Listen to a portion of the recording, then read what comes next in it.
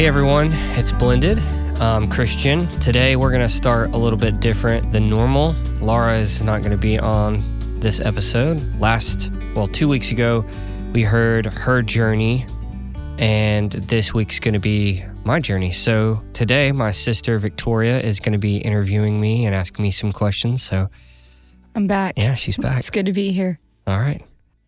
Yeah, I mean, obviously, just like with Laura, I kind of know about your stories just through having a relationship with you guys, but I'm going to pretend like I don't know anything today and just ask you some questions. So just to kind of jump right in, where were you at personally in your life, like with the Lord and just in general when you were previously married? Yeah, that's a great question. In that season of life, there was a lot happening. Early on in my marriage, probably 24, I think I was 24 or something like that. In that season of my life, I was working in church. I was doing worship, AV stuff, kind of more scheduling, all kinds of different things. I was helping with my dad's ministry, Future Now, give a little plug. Been there. Yeah. We all did. We'll see if he listens to this. And so I had a lot of stuff that I was doing. My relationship with God mattered to me, but I probably was leaning more on what I could do for the Lord.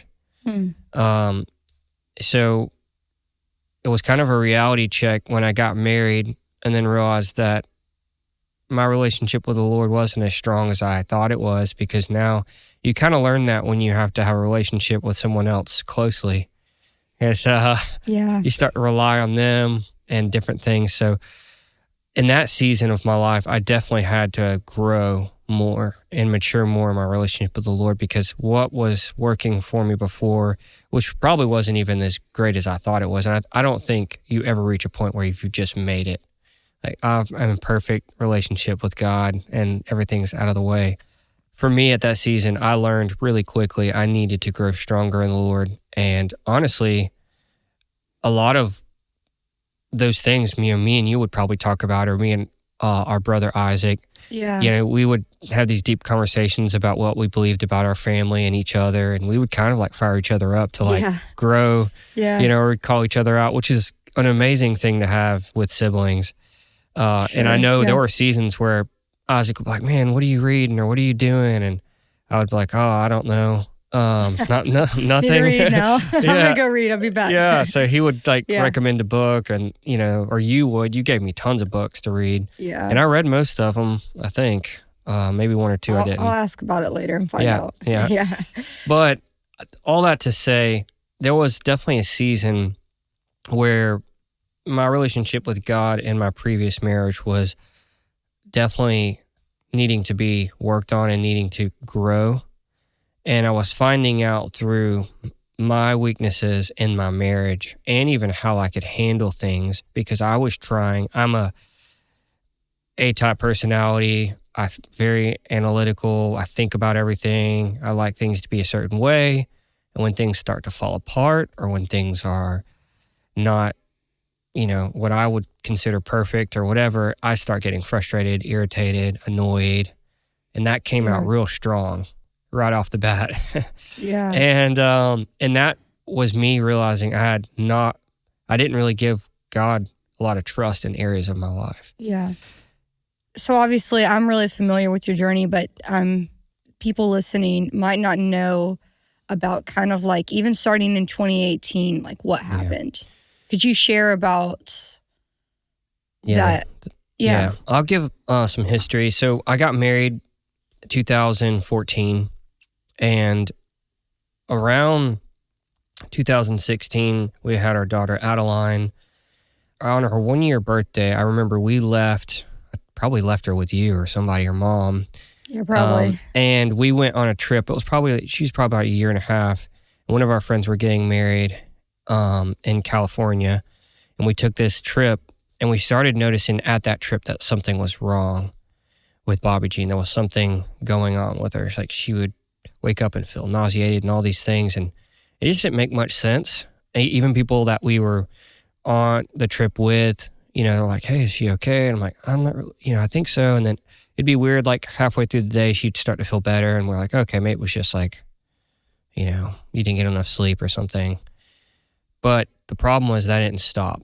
So we come back from that trip and things get gradually worse, where it's almost like she has morning sickness, but she wasn't pregnant, and it didn't make any sense. And then she goes to the doctor, we get some blood work done, and they're like, oh, she has low iron.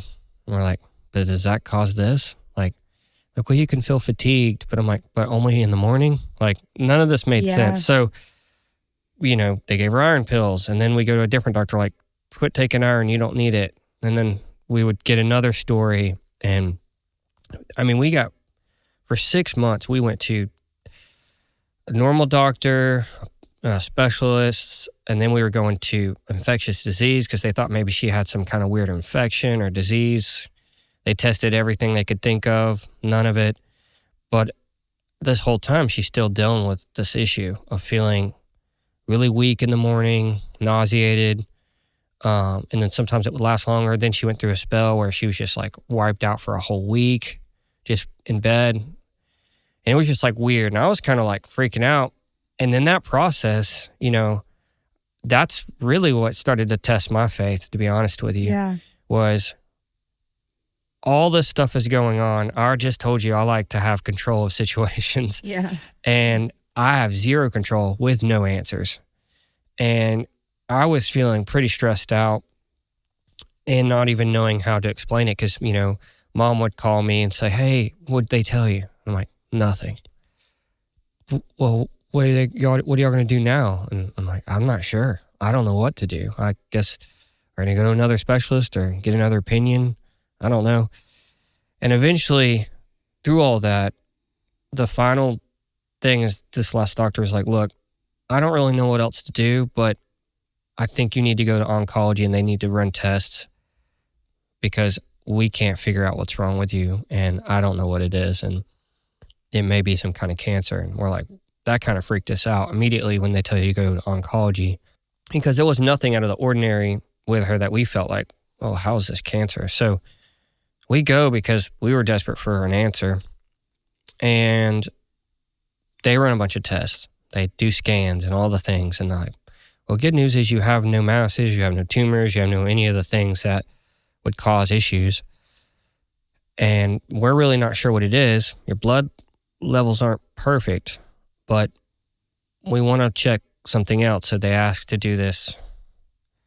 I don't even know. Basically, they needed to get like a sample of her bone marrow, which was kind of a very invasive procedure. And we were kind of freaking out about it. But after a while, we're like, well, if that's what you think we need to do, I guess let's try that. So they do it. They send the results off. They say, hey, something's not right.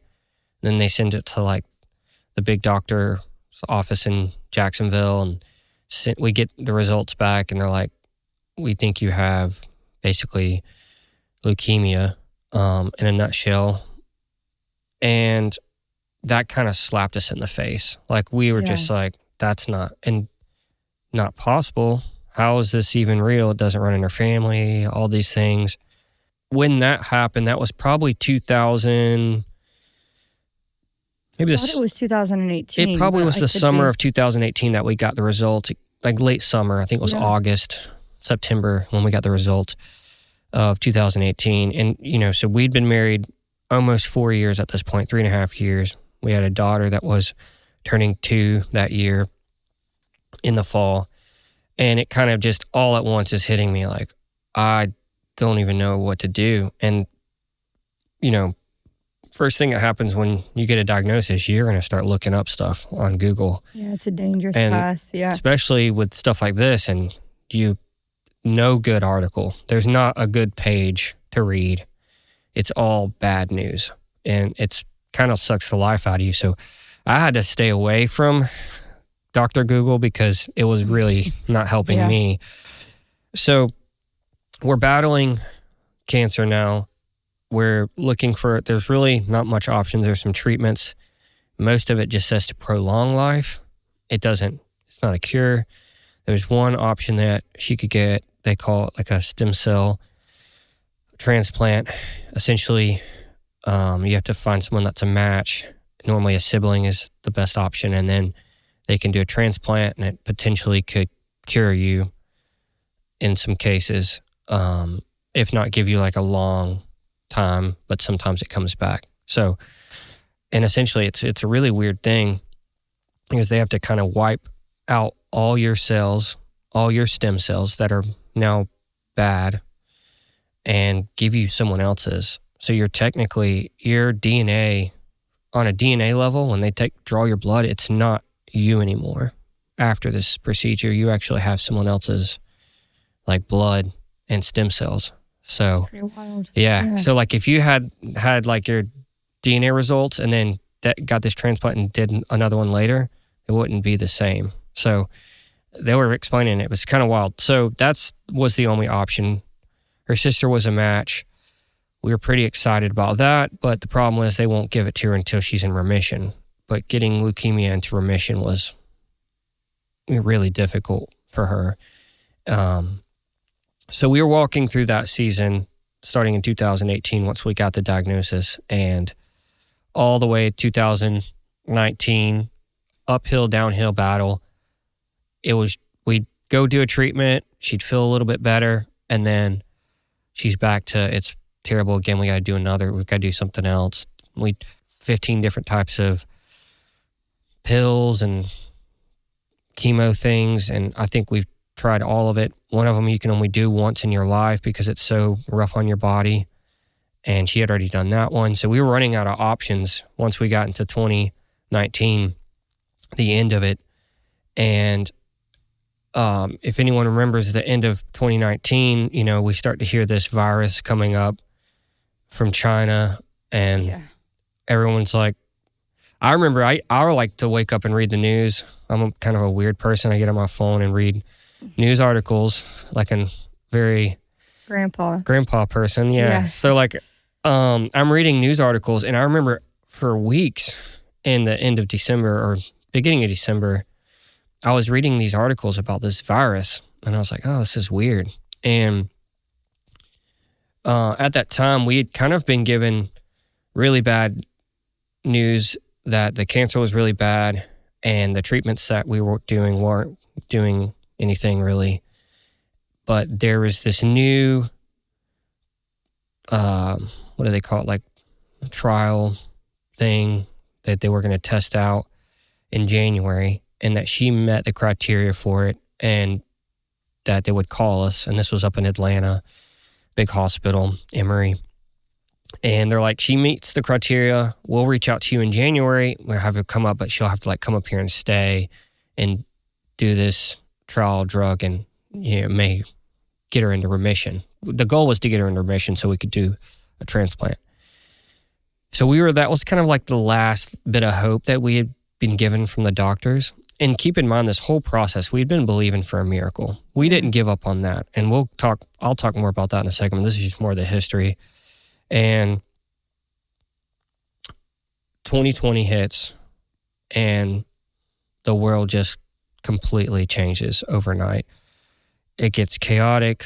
We don't get phone calls.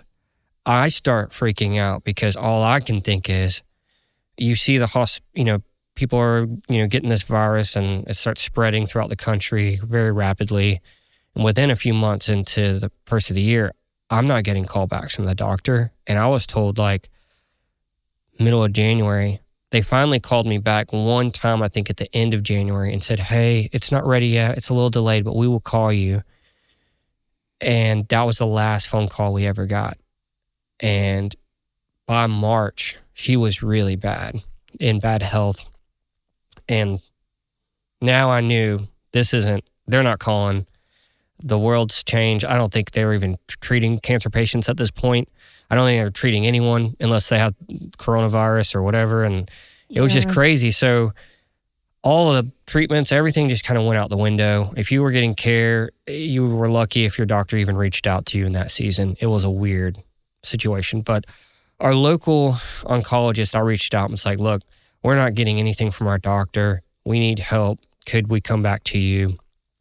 And he's like, yeah. So we come, and they put her on this pill, and it actually helps her for a season, knocks a lot of it off, but it's not getting her into remission, but it's keeping her alive essentially. And this whole time, we're just believing for a miracle. And long story short, basically, we get all the way down to June, and she's pretty bad at this point as well.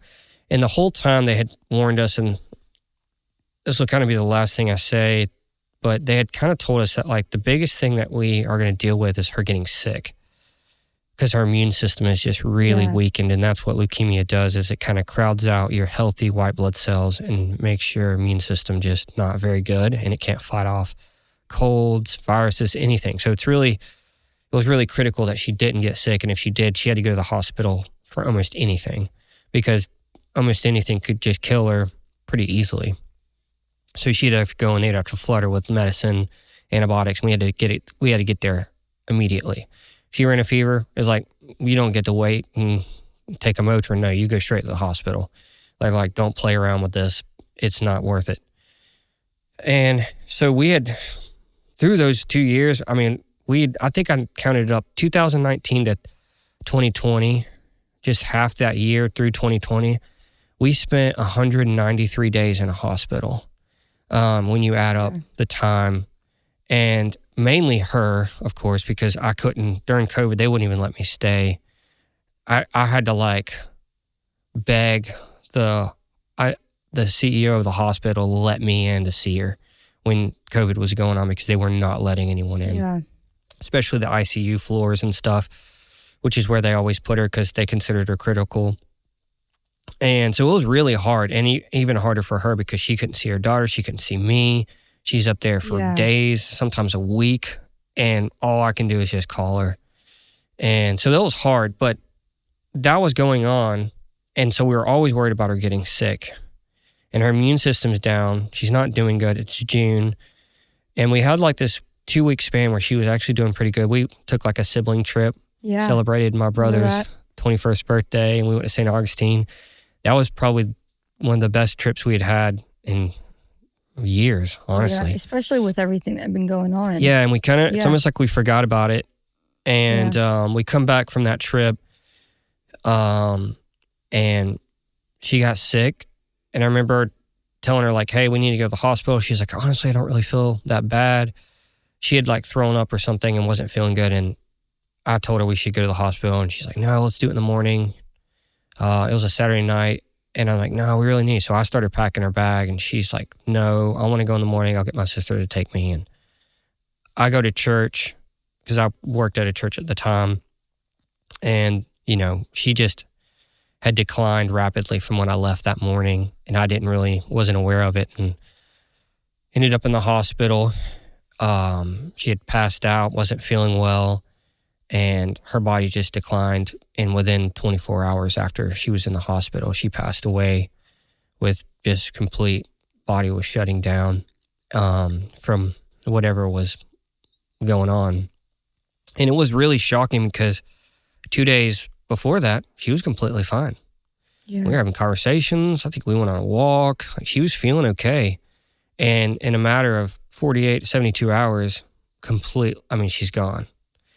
And I knew she was sick, and I knew we were fighting cancer, but I didn't realize how quick it could happen. And the shock of that was just like overwhelming for me in that season. So that's my story. That's my history of, you know, my marriage with Bobby Jean and like what we walked through. Yeah, I mean, obviously, like, I remember all of that, and we were all just in such shock. Because even though you know someone's sick, nothing can prepare you for that quickly just happening. You know, you think you're going to have all these indicators or signs. But, you know, in all of that, you mentioned kind of like your faith being tested, and like we were believing God for a miracle, and I know you were. And so kind of just like sharing, I guess, like what the Lord taught you in that season. I mean, maybe even like your ups and downs with God in all of that, because it was a roller coaster. And I mean, we had some highs and we had some lows, even with like God. I mean, I would say. Yeah, for sure. So if you could share a little bit about that part. Yeah, so early on, and I kind of alluded to this in the first question you asked me, was I kind of realized early in our marriage that I needed to grow my relationship with the Lord. I needed to rely on Him more, trust Him more in areas, because I was trying to do everything myself, fix everything myself. And like I was a miracle worker, and it wasn't working. It wasn't working. But I thought I could. That's that young pride in me, I guess. But it died pretty quickly. Yeah. In a good way. I needed to be humbled in that area. And so when she got sick, I realized really quickly, okay, I'm never dealt with this kind of stress or fear in my entire life. I'd never had an anxiety attack. I'd never even been an anxious person. Never really dealt with anything heavy like that. And within probably 2 weeks of her diagnosis, I couldn't sleep at night. My heart would always be racing even when I was sitting still. And I didn't know what was going on. Thought I was having a mental breakdown, but I didn't know even what that was. I'm looking up. I thought I was having heart conditions. I'm thinking, do I need to go to the hospital? And then I start reading, and of course, you don't Google things in bed at night when you're dealing with something, but I did. And everything's saying that I'm having a panic attack. And I'm like, what is that? Like, what do you do with that? How do you get rid of it? Because it wasn't going away. I could try to close my eyes. I couldn't. I mean, your heart's racing like you're running a marathon. You don't go to sleep. And so I was dealing with this heaviness, and I didn't know how to express it, I didn't know how to get rid of it, I didn't know what to do. So I got desperate one night, and, I was trying to listen to worship music and AirPods or something, just try to calm myself down. And sometimes it would work. I would just kind of like be able to rest in that. But one thing that was the weirdest thing, and it almost feels spiritual, it probably is, but like every time I would get a panic attack, it would just feel like something was getting laid down on my chest, and my heart would speed up and my breath would shorten, and I couldn't do anything to stop it. And it just felt like a heaviness was coming over me. Yeah. And when that would happen, I knew instantly I had to do something quick, because if I didn't, this is going to just go. Like, it was just like, I knew in my mind something had to change. And I remember one night, I didn't want to wake Bobby Jean up, so I was like, oh, I'm just going to go in my closet. We had closets in our bathroom, and I just like walked in there, and I grabbed my Bible and my phone, and I just laid down on the carpet, and I just immediately started praying. I was like, God, you got to do something. Like, I need you to fill this. I need you to take this from me. Mm-hmm. I can't carry all this. And for the first time, probably in like the first 6 months of dealing with it, I'd realized I'd not done that.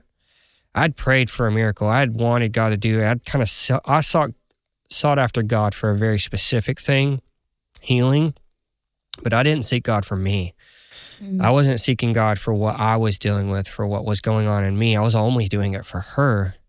Yeah. And that, I realized there was a lot inside of me that was causing anxiety, that was causing pain, that was causing these panic attacks.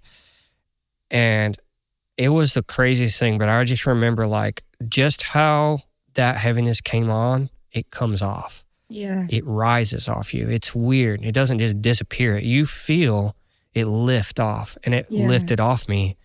And I knew in that closet that day, this is what I've been missing. This is what I've always longed for and didn't know I needed. This is what all my problems that I've faced that I could have avoided or could have gotten better was this time with the Lord for me, was not just for getting rid of a panic attack. Yes, that was just I think a byproduct of spending time with the Lord. Yes. And His presence resting on me. But I had some of the best encounters in my closet in that period of my life. And I remember sharing a lot of it with you. Yeah. And for me, that was what really kept me going through all of it. Without God, I don't think I could have walked that heaviness of watching your wife battle cancer, you're battling it with her, that you're believing for a miracle, all those things. If God wasn't in the middle of that for me, it would have been a train wreck. I probably would have lost my mind. I mean, it would have been crazy. So I sought after God for a selfish reason in that early stage, like I needed help. God, healer, you're looking for something, but I found a deeper relationship with the Lord in the process. And it's like he was just waiting. He knew, it's like, hey, he's going to come for this, but I'm going to give him this. You know what I mean? And it was amazing. And I read so many books in that season, read so much of the Bible, and I couldn't sleep almost every night. I would probably wake up at 2 a.m. And that was like, I was kind of excited when I woke up at 2 a.m. I knew what I was doing. I was going in the closet, And I don't know how long I'd stayed in there. It would be an hour, 2 hours, sometimes all night. I'd wake up and it's like 7 a.m. and I'm in my closet. I'm like, whoa, I fell asleep in here. But anyhow, so that was what kind of happened in that season. It was really a testing of my faith, but God was just looking for my relationship to grow in him, and he's looking for me to seek him for him. Yeah. And it's weird when you seek him for something and you actually find him, you actually find way more out about yourself than you originally thought you would. I'm going there for one thing and got this whole other thing. So that for me was what really carried me through that season in a lot of ways. Yeah, it's like this desperation, this desperate point in your life causes you to go to the Lord. And like you said, maybe I want this miracle. Yeah. And you encounter him, and you encounter what a byproduct of being with him is like peace. That's right. In the midst of a storm that you were in. And I remember us on the phone. You were driving back and forth from Atlanta, and I think I had gone up there some when she was at Emory. And just the conversations we would have on those drives about the Lord and what he was revealing to you. Yeah. And it was a beautiful thing, because I felt like me and you were having new conversations with each other that we hadn't really had. Yeah. We've talked about the word, we've talked about ministry, and we've talked about these things, but there was this personal, evident thing that was happening with you and God in the midst of this. Yeah. And I just saw like his nearness to you and to all of us through this entire process. Yeah. So obviously, 2020 was a hard year for a lot of people, as we just talked about. I know many people who even died from COVID, which I didn't even think would have been a possibility when all that was happening. And in the midst of all of that, we lost Bobby Jean. But I think the thing that really like stood the ground and like the question, was, do we still believe that God is a God of miracles, even though we didn't see the miracle we were believing for? Yeah. And I will share this, and I want you to share this, but I'll never forget, me and Christian talked on the phone a lot back then, more than we do probably now, because life is crazy. But we were on the phone, and I had invited him to come to dinner with some friends. I was just taking Christian everywhere I was going. I was like, hey, you want to go to dinner? And we were at this dinner, and I'll never forget, my friend actually brought it up. If I can give a little shout out to Nikki Thomas, if you're listening. Oh, yeah. I was wondering, where did we go? I forgot. I'm going to tell you, name drop it. Yeah. And so we were at Nikki's house, and, it's just mostly women in that house. Even the dog's a girl. We got Matt. Yeah. We're all sitting at the table, and Christian's like, what the heck? She brings me to this dinner of all women. And we're sitting there, and, Christian's sharing about what he's walked through. There's not a dry eye in the room. We're all crying. I was crying. And Matt was crying. The dog was crying. I think everybody was crying. And it literally at this point, like, Christian stood up, and I'll never forget what you said. You said, I know I'm going to see miracles. I know I'm going to see this. And I felt the faith in the room. Yeah. I felt it build. And it was just this moment for me that was so profound of saying, like, even in the midst of loss, even in the midst of an unanswered prayer, maybe some hope deferred that we'd all really walked through, was to say that I know that Christian still believes that God is a God of miracles, and that we're going to see miracles. And so that so impacted me as it did everyone in that room. And then it's so cool because all this time later, you're friends with them. And Yep. so, but at that time, you were just a stranger, maybe.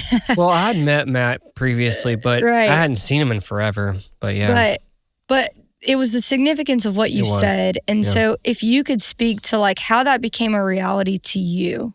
yeah, that's a great question. And honestly, it even surprises me sometimes when I think about it, because so many people, right after she passed away, would just come up to me and even wonder if I thought God was still good.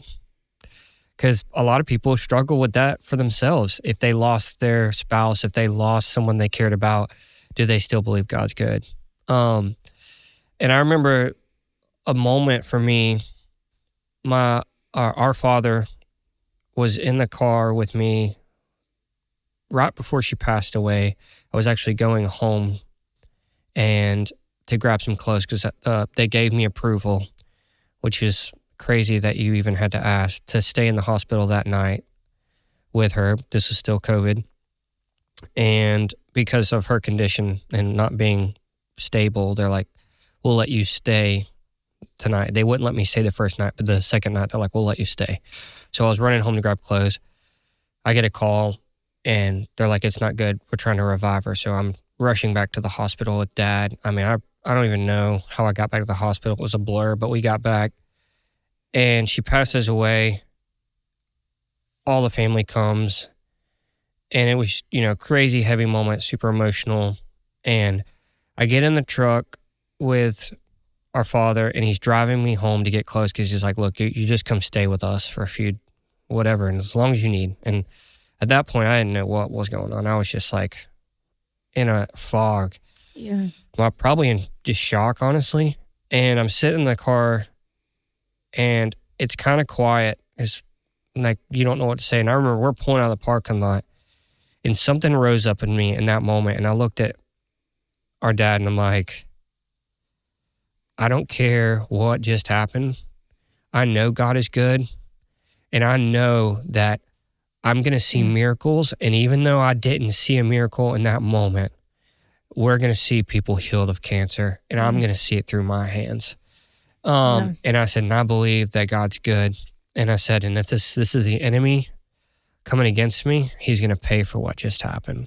And I just remember my dad just lost it. And I was losing it. I mean, it was this, but that, and it was like this justice, but it was from a holy place. It wasn't from like, I just want to beat everybody up or something. It was like, I wanted a holy, righteous, just over that, what just happened to our family and to my wife. And it's like that carried me, that feeling. I don't know. It was probably the Lord just put it in me. And to this day, that's still there. Like it hasn't disappeared, it hasn't fainted, like gotten smaller or dim. And for me, that's what I stuck to because I had two options in my mind. When you lose everything, which for me, that felt like everything. I didn't care about my job. You don't care about your job when your wife's passing away. It doesn't matter. Yeah. You'll quit your job if you had to. And so for me, my life had just felt like it ended. And I had two options. I could believe everything I'd believed up until this point and continue to trust the Lord. Or I could say, I'm done, and then whatever, just leave and just do whatever I want to do. And I knew what I experienced with the Lord was real, and I couldn't ever convince myself otherwise. So I was all in. Like, okay, do I understand why she passed away? No. Will I even understand in this lifetime? Maybe not. Maybe. I don't know. We'll see. Probably not. But does that even matter? And I know that's a hard question because for a solid year, that was the only question I asked the Lord every time. Because I was determined, like, hey, God, we have a relationship, so I want you to share some things. And you know what? He did share some things. He showed me some things. But for me, what mattered most was that I knew he was good.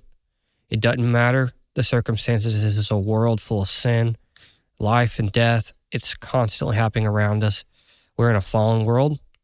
I do believe we're his children. I do believe that all the gifts and all the promises he promises Scripture is still true today. I don't think any of that stuff just is a coin toss or whatever. I believe it's real. and don't know the circumstances of what happened for me and what happens to people all around us. I mean, there's a lot of good people that pass away for no apparent Yeah. reasons, right? But I knew he was good, and I knew miracles are still going to happen. And the moment that I drove out of that parking lot from the hospital, that was on my heart, and it's still there.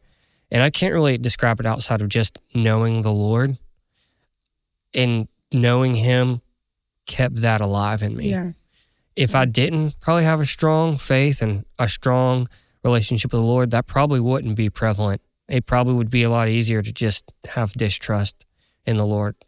And I know a lot of people probably do walk through seasons when they have loss, or they have a marriage end, or they have things happen that just traumatize them. And they're like, God, why did you do this to me?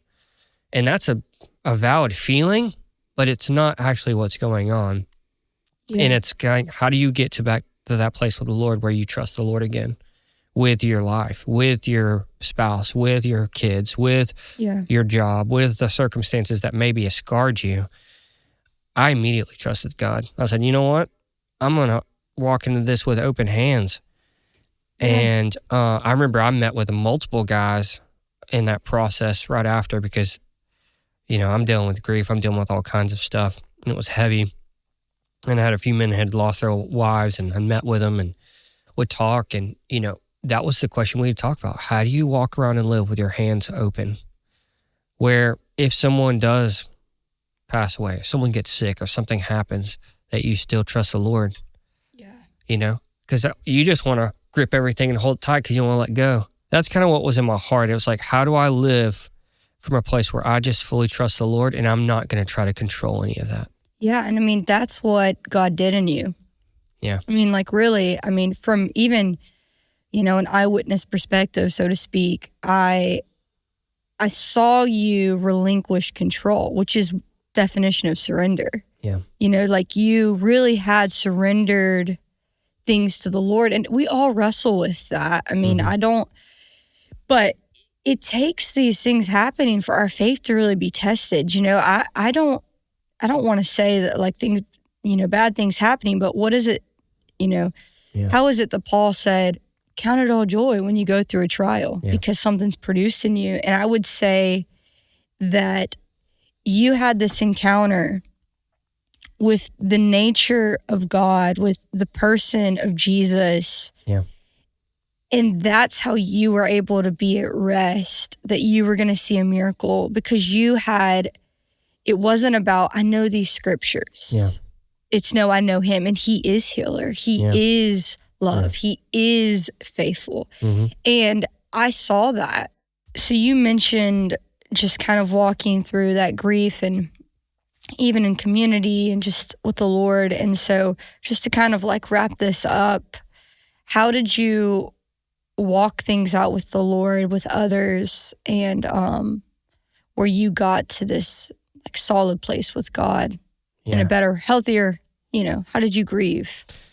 Well, that's a big question. There was not one way, and there's not one way to grieve. I learned that pretty quickly. I could tell a lot of stories here because there were so many people that helped walk me through that season of grieving. And there wasn't just one thing that did it for me. It was a mixture of a ton of things. So I would encourage anyone who's walking through grief, it's okay. You can grieve a lot of ways. And I'm not normally a super emotional person. Someone who likes to hold things together, doesn't like to let things go, which is that's a good point. Crying. But I was emotional in that season, more than I've ever experienced. I cried so much, I thought I was going to get sick from crying because it was such a toll on my body. I would put my daughter to sleep at night. It was the loneliest season of my life. I'd never felt so lonely in my entire life, except for in that moment, because this was a time in my previous, season where it's I'd put my daughter to sleep and we would have time together and we would talk or watch a show or whatever. And now it's nothingness. There's nobody in the room. It's quiet. I don't want to watch TV. I just was lonely because for years, that's what I did. And now that's gone.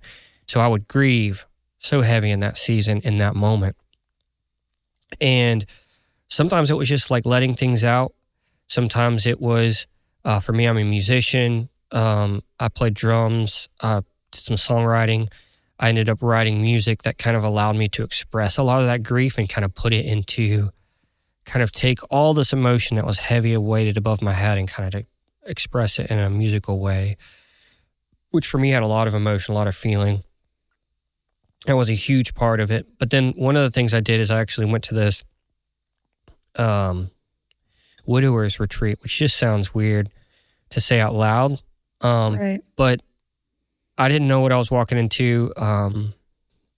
The church I was going to, TJ, one of my really close buddies, he's the pastor of the church. He was like, hey, look, one of my friends started this thing. It's their first time doing it. We want you to go. I want you to go on it. I'm going to pay the way. And I'm like, I was like, yeah, I don't know. That sounds weird. Like, I don't think I can be in a room with a bunch of guys. You know, this just sounds weird. They're going to talk. Everyone in there has lost their spouse. Like, this is weird. That just sounds crazy. So, and also was not very far removed. I think it had been like 2 months since she had passed away. Anyways, to speed that up a lot, I ended up going. I met the guy on a phone call, and God definitely used him. And like, it wrecked me hearing his story because it was really strangely similar to mine. And I mean, I knew this dude was genuine because the moment he told his story, or my story, he started crying. And I'm like, because it reminded him of his story, which was just like wild. So then I'm like, oh, maybe there's something here. And I, with my teeth gritted went, because I felt like there was peace on it. Like the Lord's like, you're going to go to this thing. And I know you don't want to, but you're going to go. And I went. And it was far. I had to drive to like South Carolina, somewhere out in the middle of nowhere in this cabin. And I remember meeting all these guys. And I remember the first day we get there, nobody's saying a word. Like, imagine a bunch of guys, everyone in that room is dealing with grief and loss. So like the tension was like, you could cut it with a knife. You walk in the room and everyone's just kind of looking around. It's a really wide open space and everyone's kind of just sitting there, kind of waiting, don't really know what you're doing, what's going to happen. And they're supposed to be feeding us lunch, and we get there, and I'm a little early. I remember this guy looks over at me, and I'm like trying not to make eye contact because the last thing I want to do is have a conversation. And this dude looks at me, and I'm like, oh crap, he's going to walk over here. And he did. And he walks right up to me, and I'm like, oh man, I don't want to say anything. And he puts his arm like kind of like next to me, like kind of like just like taps me, and he has this like northern accent. I'm like, oh, he's not even from here. And he's like, hey, what's your name? And I told him my name, and he told me his name. And he's like, so, I don't remember how he said it exactly, but he said something like, tell me about your bride or something like that. And I remember I didn't know what was about to happen, but I couldn't talk. I fell apart. And I didn't want to cry. Everything in me was like, I'm not going to come over here and just wail and be this weird guy that just like can't hold it together. And I fell apart. I couldn't even get a word out of my mouth. I just immediately started weeping. And it was like a rush of emotion that came out of nowhere. And all the dude asked me was a simple question, which wasn't really a simple question, actually. It was a very heavy question. And the craziest thing is all he did was he wrapped his arms around me and just wept with me. And it was weird. But it was actually the most amazing thing that I had dealt with. And probably that whole 2.5 months with grief was I felt understood. Yeah. And that even though he wasn't saying anything, besides I knew he knew. And his pain, I could feel his pain in my pain. It was like, I don't even know how to describe it. It was real empathy. It was real. You felt understood. And it was the most crazy 3 days of my life, but it was probably the most relief I got in that season, because every guy there understood my pain to a degree, and I understood theirs. So it was like when you feel like you're on an island for so long, to go to an island with a bunch of guys that are there and understand, it's like, wow, this is great. Yeah. So it was weird. That first day, like we didn't sit next to each other like at that first meal because no one really knew each other. Before that night, when we had all told our stories, which took like 7 hours, which that was a long emotional night. Yeah. To sit around in a circle and to one at a time hear everybody tell their story was. Man, I would have been on the floor. Oh man, oh gosh. I think we had to drink so much water from dehydration. Yeah, probably so. But that next breakfast, we somehow managed to squeeze all these guys into one table, where there was like 6 tables. We made them all fit because we became family in like 7 hours, and it was wild. And to this day, a lot of them still reach out on social media, and I'll text or. That's really check in on. awesome. So it's kind of cool. It developed some really awesome bonds and things, but that was one way I dealt with grief, and the Lord used that. Yeah. The Lord's going to draw you through seasons to release things. That's good. You need to find joy again. You got to mourn. I mean, joy comes through mourning. It really does, and it's a freeing thing. You can't hold it in. You can't. You have to let it out. Not bottling. You can't bottle it up. Yeah. So for me, grieving was.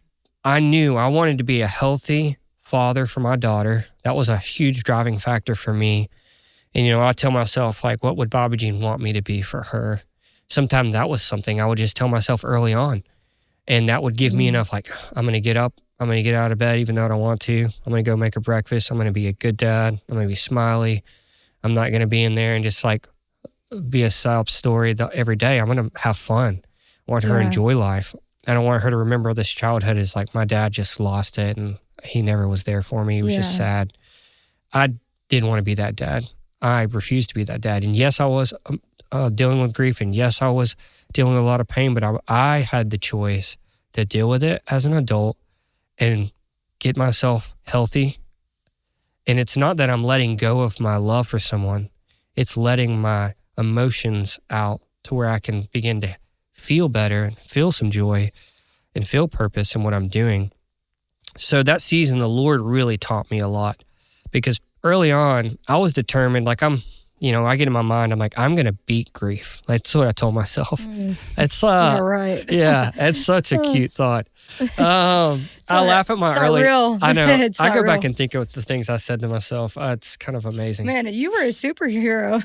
That's superhuman. I wanted to be one. I realized that that's not a thing. I was not. No, I thought all these people are ridiculous. They don't know what they're doing. I'm going to do it better.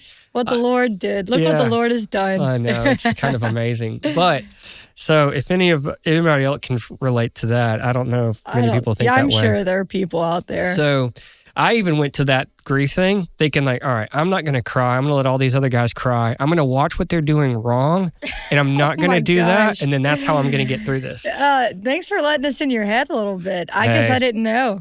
Listen, the things you think when you're going through, because I wanted to feel happy. And then this is a whole nother layer. And as I was going to write the music and dealing with the grief, I was dealing with the initial grief of her passing, her no longer being there. That was the heaviest point of my grief, right?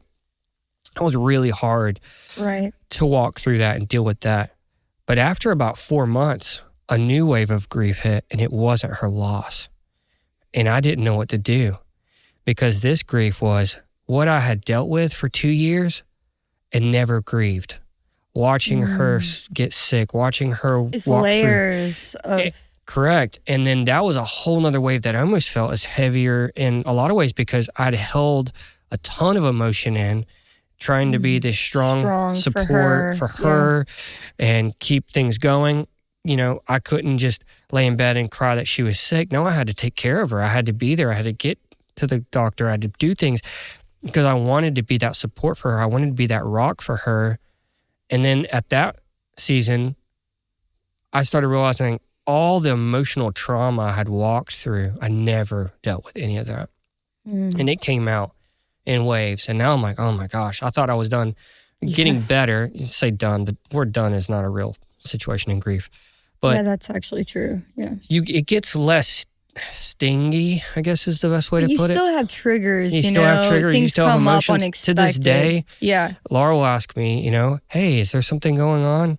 And I'm like, I don't know. I think I may be dealing with some grief or something. And I'll go to the studio or I'll think about it. And, maybe Adeline asks me a question, and she does.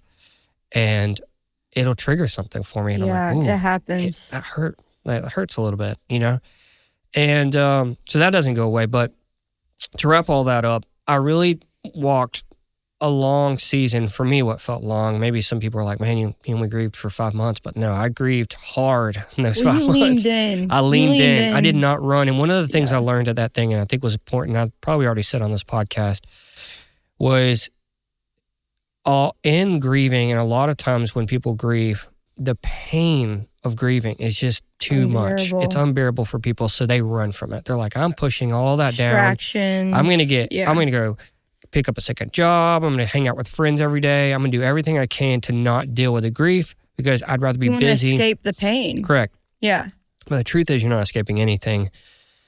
It's a lie. It's a huge lie. And the crazy thing is they described it like a lion. Like if you're, in Africa and there's a lion, I think I've already said this, but like if that lion's roaring and you're outside and it's night and that lion's roaring and you hear that sound, your instinct's like, I need to run away from that direction of noise because whatever's on the end of that roar is probably going to destroy me, kill me, whatever, right? It's going to hurt, cause pain. And so we run. That's our normal instincts as humans to run self-protect. That's right. Or self-protecting. In this scenario, when you're dealing with grief, you have to run toward that sound, full force, ready to embrace what's on the other side of it, because that's going to bring your healing. The running doesn't bring the healing. It doesn't actually protect you, doesn't save you, doesn't prevent things. It causes things that you're going to start dealing with grief in ways you didn't know. It's going to be through anger, bitterness, sadness, depression. These are the symptoms of not grieving. And you can look these things up. You can talk to anyone. If you don't grieve, you're going to deal with the side effects of not grieving, and it's worse. It's going to come up later anyways. Something. It's going to come up. Yeah. You're making it. It's like a bomb. Yeah. So I recommend it. I think it's great. The Lord's in it too. Yeah. Let's talk about that. We can talk about that. The Lord's in grieving. That's true. I mean, hey, what's the verse? There's a time to grieve. Yep. There's a time to dance. Yep. There's a time to, maybe it said time to mourn. Yeah. Jesus wept. Yeah. That's his actual entire verse. I think the beauty of that too is like you're releasing. Like I think about what you said about like when you were having those panic attacks. Yeah. And I immediately think of like Matthew 11.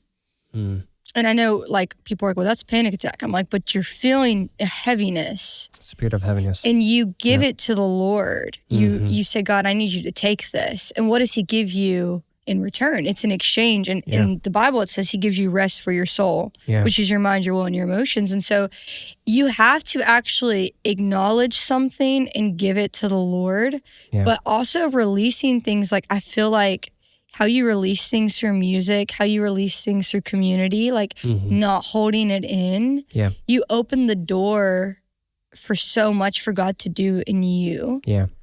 In the same time, like, yes, you're still grieving. Yes, you're still feeling, but this is also healing you. That's right.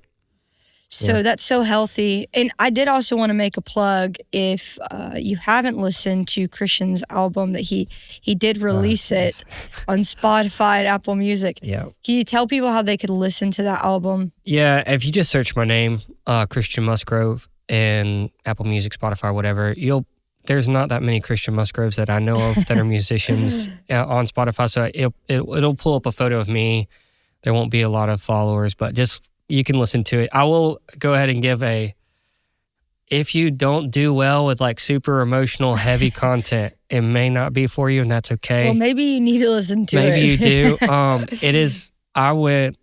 It was just a vision that I had, and I could get into that. It's like probably a whole podcast just talking about the story of writing that album. Yeah. And I may do that actually, because it was actually really cool, because it was from the Lord. It was not just a selfish desire in me to do. And how God did it. Also how this album can help other people that are in grief. That's right. And maybe even help them process as they're grieving. I mean. Yeah.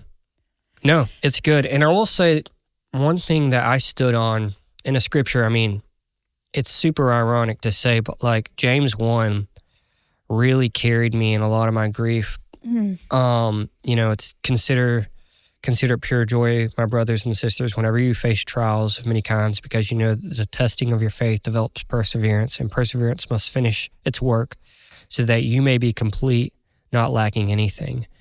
And for me, my journey to grief wasn't for, I just want to be done with it.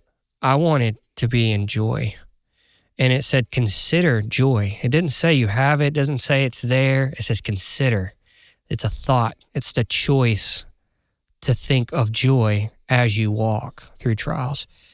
And that was like my lifeblood through that season. Yeah. Like, I'm going to consider joy in all this pain. I'm going to consider having fun. And we had fun. Yeah, we did a lot of fun things. And even when we get into our story with me and Laura, we had fun. We didn't just sit around and cry and talk about how awful our lives are. We, of course, we talked about deep things, but we had fun. Walk through, right? Because I know that God is going to you're going to walk through seasons. You're going to walk through things that are testing your faith, but it's going to develop perseverance, and perseverance is just what it's going to take to get to the end, and that's coming from the Lord. Well, you know, you think about, I love that, because I also think of like something's being produced in us, and that was what Paul was able to see. Like, you see a trial and all you think of is the trial, but you don't see what God's doing in the middle of the trial. That's right. And if you did, you would consider it joy. Yep. You know, like if you did see what God was doing, and that's right. And like, God gives us the endurance, and he kind of grows our muscles. He grows us to be able, I've heard this before. It's not about that you started the race. It's about finishing well. Mm-hmm. And you need endurance to finish well. And I believe that this journey in your story and what you walk through with God has given you endurance to keep going. And so, I mean, I don't have any more questions for now. I'm really excited for the next episode and coming back. Yeah, and this kind of leads right up, because I kind of met Laura right in the middle of kind of getting in a healthier place with my grief, but we'll get there. Let's leave everybody on a cliffhanger here and just say, if you want to know more, you'll have to tune back in. You will. The next episode is... Yeah, you're going to interview me and Laura. Yeah, it's going to be a lot of fun. It's going to be fun. So if you're curious how that all happened, you'll have to tune into the next one. So it's a great story. It is a great story. All right, Victoria's actually a part of it. That's a cliffhanger right there. Yeah. You want to know more? Yeah. Come back. So, thank you guys for listening. Hopefully you made it through this entire episode without clicking off of it. And if you did, and you aren't already, go check out our Instagram, blended_podcast. So thank you all again. We'll see you next time.